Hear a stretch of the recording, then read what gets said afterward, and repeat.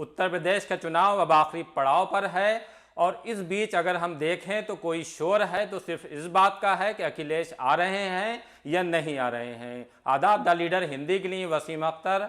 इसी मुद्दे पर बात करने के लिए हमारे साथ महात्मा ज्योतिबा फूले रुहेलखंड विश्वविद्यालय के मैकेनिकल इंजीनियरिंग के हेड MS करुणा, जिन्होंने अखिलेश यादव के साथ मैसूर में इंजीनियरिंग की पढ़ाई की है, वो हैं। उसके अलावा अर्थशास्त्र के डॉक्टर मोहम्मद इसरार खान। दोनों प्रोफेसर से हम ये जानेंगे कि अखिलेश यादव में जो इस चुनाव के दौरान चेंज दिखा है वो किस बात का प्रतीक है, उन्होंने किस तरह से खुद को साबित किया है, जिस अंदाज में उन्होंने मीडिया से बात की है, भारतीय जनता पार्टी को फेस किया है और वो भारतीय जनता पार्टी की चालों में नहीं उलझे हैं, तो इसके पीछे क्या वजह रही हैं। और अब जब चुनाव 10 मार्च को साफ होने वाला है रिजल्ट, तो उन्हें क्या उम्मीदें हैं, या अगर चुनाव का रिजल्ट कुछ भी रहता है तो अखिलेश यादव को लेकर ये दोनों ही प्रोफेसर क्या सोचते हैं, हम इस पर उनसे बात करेंगे। आपका स्वागत है हमारे साथ इस कार्यक्रम में। जैसे ये जो बदलाव हुआ है, चुनाव से पहले तक हम भी देख रहे थे और चुनाव कवर भी किए हैं और ये लग रहा था कि भारतीय जनता पार्टी कहीं ना कहीं बाजी मार कर ले जाएगी, लेकिन अखिलेश यादव ने अपने दम पर बाजी पलटने की पूरी कोशिश की है। बस इंतज़ार अब रिजल्ट का है। तो आपको क्या लगता है कि बाजी कैसे पलटी है? बदलाव एकाएक नहीं हुआ है। लोगों के दिल बहुत पहले से बदले हुए थे और लोग भाजपा सरकार से तंग आ चुके हैं। लोग दुखी हैं। जनमानस भाजपा सरकार से दुखी है। उसे जो परेशानियां पहुंची हैं, जिस तरह से उसके रोज़गार कम हुए हैं, जिस तरह से उसकी आमदनी कम हुई है, जिस तरह से उसके कारोबार कम हुए हैं, और जो सख्तियां भाजपा के जमात की सरकार में लोगों ने झेली है तमाम, चाहे वो नोटबंदी से शुरू करके GST हो या फिर आपका, और लॉकडाउन ने तो, कोरोना लॉकडाउन ने तो सब कुछ हद कर दी है। और ऐसे में तमाम तरह की जो परेशानियां लोगों के सामने आई हैं, लोग दिल से अंदर से कहीं ना कहीं दुखी हुए हैं और लोगों ने अपना दुख सुनाना चाहा, लेकिन ये सरकार उन लोगों का दुख सुनने पर भी तैयार नहीं। आपको लग रहा था कि माहौल जो है वो जब चुनाव होगा तो ये ऐसा होगा? करीब काफ़ी लोगों का ये मानना था कि हाँ, जब चुनाव होगा तो बहुत सारे लोग आपने देखा होगा बोल नहीं रहे थे, बहुत लोग खामोश थे, या तो आपने देखा होगा कभी भी वो एक अजीब तरह की कैफियत लोगों के साथ थी और लोगों ने बोलना भी हालांकि शुरू कर दिया था। आपने देखा किसान मूवमेंट के साथ जिस तरह से शुरू हुआ दिल्ली में, और लोगों ने आलोचनाएं करनी शुरू की और ये मैसेज धीरे धीरे लोगों में फैलना शुरू हुआ कि हाँ, चीज़ें हवा बदल रही है और बीजेपी की इस दुखदायी नीति से इस सरकार से छुटकारा पाया जा सकता है। और लोग अंदर अंदर खाने इस चीज़ की तैयारी कर रहे थे और बहुत बड़े लेवल पर जनमानस तैयार था इस बात के लिए कि मौका आए तो हम भाजपा से बदला लें। जिस तरह से अखिलेश यादव ने इस चुनाव में अपने आप को साबित किया है कि वो अकेले हैं और दूसरी तरफ पूरी भारतीय जनता पार्टी है जिससे वो लड़ रहे हैं, और उनमें एक मजबूत नेता की छवि इस चुनाव में दिखाई दी है। आप क्या मानते हैं? हाँ, सच है। अखिलेश भैया ने एक मजबूत नेता तरफ से बन गए हमारा उत्तर प्रदेश के लिए। उत्तर प्रदेश का नहीं, एक देश के लिए आने वाला दिन एक बड़ा नेता बन गए हैं। और उनका एक अच्छा चीज़ था, irrespective of religion, caste, creed, सभी लोगों को जुट के और सबका साथ का लेके चल रहा है। और सभी उन्होंने कोई बात करते हैं विकास बारे में बात करते हैं, कोई धर्म जाति बारे में नहीं बात करते हैं। इसे बहुत बढ़िया है। और उन्होंने युवा लोगों को नौकरी बारे बात करते हैं और महिला लोगों के लिए सुरक्षित बारे में बात करते हैं और हेल्थ रिलेटेड इश्यूज़ पे भी बात करते हैं। और उन्होंने सत्ता पे आ जाएगा, पूरा यूपी के लिए एक कल्याण रहेगा और उनका टाइम पे एक उत्तम प्रदेश हो जाएगा। 2012 में जब मुख्यमंत्री बने अखिलेश यादव, फिर 2017 में हटे, इस बीच एक लोकसभा का चुनाव भी उन्होंने फेस किया, तो तब में और अब में आप क्या बदलाव देखेंगे? मेरे ख्याल से जो 12 में वो मुख्यमंत्री बने तो वो कोई बहुत बड़ी प्लानिंग के तहत नहीं था, बल्कि वो जिम्मेदारी आई हुई थी। वो एक जिस तरह से एक काबिल नेता ने अपने बेटे को इस्टेब्लिश किया था, वो इस्टेब्लिश हो रहे थे, लेकिन मजबूरी उस सरकार में ये रही मेरे ख्याल से कि वो चाचाओं की सरकार बन के रह गई।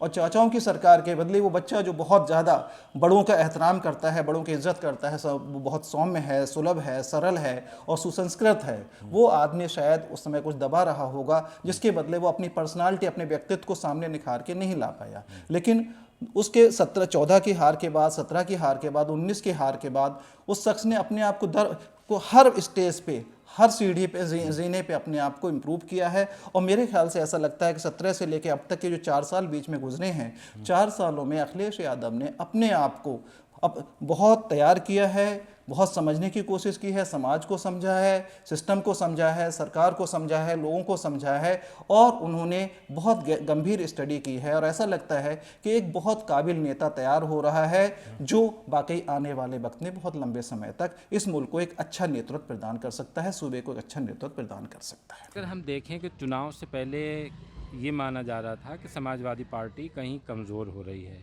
लेकिन अचानक एक तरह से माहौल बदला। उसमें आप क्या टर्निंग पॉइंट मानते हैं कि जिस तरह से पहले जो पार्टी कमज़ोर मानी जा रही थी, अचानक उसमें एक अलग वो दिखाई दिया कि ये सारे समीक्षक अब आकर ये कहने लगे हैं कि अगर फाइट है तो समाजवादी और भारतीय जनता पार्टी के बीच है, और ज़्यादातर लोग ये मान रहे हैं कि जो शोर है चुनाव में वो अखिलेश आ रहे हैं या नहीं आ रहे हैं, इस बात का ही है। एक तरह से समाजवादी सभी समाज के लिए बात करते हैं। ये समाजवादी का पार्टी का सिद्धांत है। ये हमेशा एक पार्टी के लिए है, एक प्लस पॉइंट है। और दूसरा गेम चेंजर खुद भाजपा लोगों खुद गड्ढा तोड़ दिया। कोई है गाय का विचार है और नाम बदलना, वो हमेशा धर्म धर्म धर्म बारे में और समाज पे एक तरफ से बहुत चीज़ पे ये राष्ट्रवादी, ये धर्म बारे में समाज पे एक एट्रेड फीलिंग पे उन्होंने चलाया। That is the game changer of the Bhajpa. खुद उन लोगों एक तरह से तोहफा दे रहा है अखिलेश भैया के।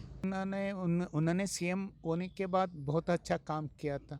उनका कोई हाईवे बनाना है, सुरक्षित के लिए पुलिस का इमीडिएट इमरजेंसी कॉल 100 का था, और हेल्थ के लिए 108 का था। सभी चीज़ उन्होंने लागू किया था। पता नहीं 2017 पे क्यों नहीं आया, ये कम कभी आश्चर्यित हो गया। उन्होंने अच्छा डेवलपमेंट करके दिया था, और बीजेपी ने फालतू फेक न्यूज़ फेंक के बहुत गलत कर दिया। तो उसी जनता लोगों सोचा था ये अच्छा दिन आएगा, बट आज तक एक अच्छा दिन नहीं आया। सो इसी वजह से अभी जनता लोगों देखा कैसे अच्छा दिन चल रहा है, कैसे पेट्रोल महंगा हो रहा है, कैसे गैस सिलेंडर महंगा हो रहा है।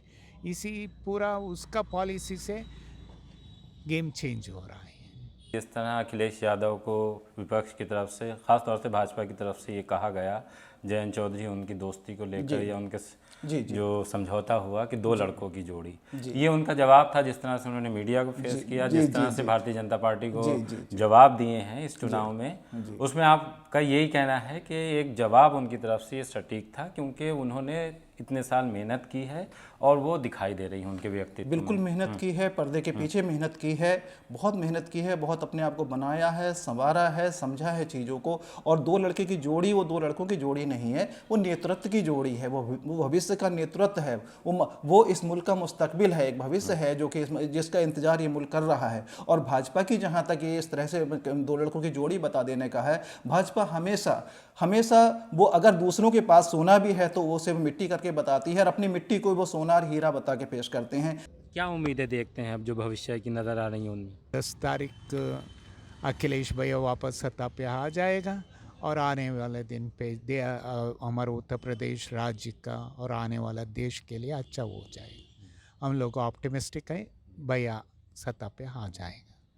10 मार्च को जो रिज़ल्ट आने जा रहा है उसमें बहुत हद तक, जैसे अगर हम समीक्षकों की बात करें या माहौल की बात करें, तो साफ़ हो चुका है। आपको क्या उम्मीद है? नहीं, मुझे लगता है कि खुले तौर पर, बहुत साफ तौर पे, स्पष्ट बहुमत के साथ गठबंधन की सरकार बनने जा रही है। भाजपा सरकार बुरी तरह से फेल हो चुकी है अपनी नीतियों पर, इसी तरह से वो इलेक्शन में फेल होगी। ये अलग बात है कि आज का जो मीडिया है, मीडिया पर भाजपा सरकार हावी है, IT सेल वगैरह उनका काम कर रहा है। गोदी मीडिया जो सच नहीं दिखाता है कभी भी।